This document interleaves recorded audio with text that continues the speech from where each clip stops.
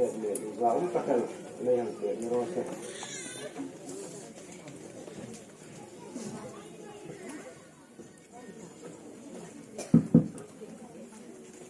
le un basatagen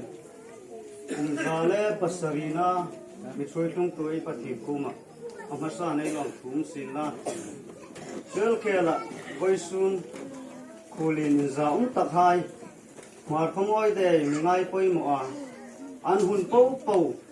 khorala hinglai khusunga thei top suwa an mung lang pek na hi an chunga lom thuyang sa bok ni selna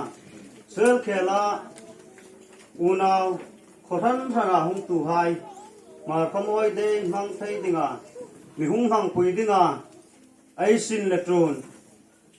abak na tam tak sen khom ai veng ai khosung ngai na taka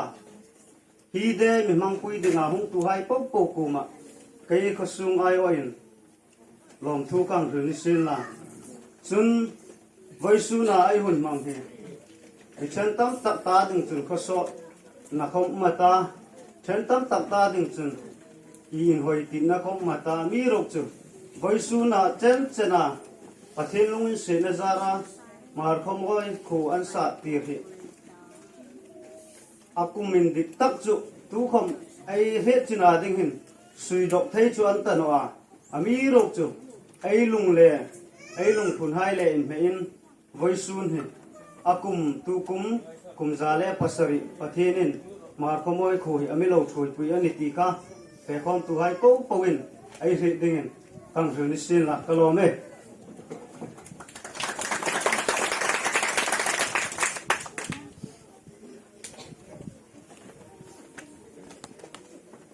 de lo mum mang ke pe ta ai ti dia sai tukin flek ke harna ki hang le dina na khomoi flek ai nei upamen le association na hai khom ka ya ta su khoma dik ta ka phasung flek ai nei kha ai harna hun kha ai ti dia sin nang hong pe dina tu hun su ai hang zo khan ai yes artist ni pha sun le ki le chao kha sa ding ni ne yang pe dina ni yang pun lo mesin lah tu hen lek kai karna lek Palestin kha ni eti dia sin pun nang pe ding mesin lah kha ni dia ni pui ai ga ngin tu la hin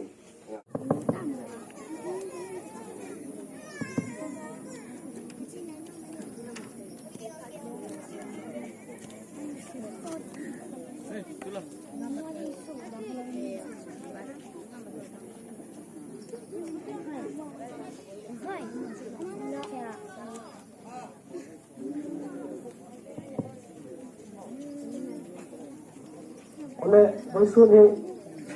mar khomoi barak veli abin chun mar ving suk thabu khupakat ve aya abing ri ko ta ko mar khomoi ti ni boisun he mar khomoi khu za taka avoi za so pasarina anniversary zale pasarina mar khomoi anniversary bang thai dinga ayum le lo me ti len boisun he ke le rang fel dikli head bearing mar khomoi te flag hi akai parane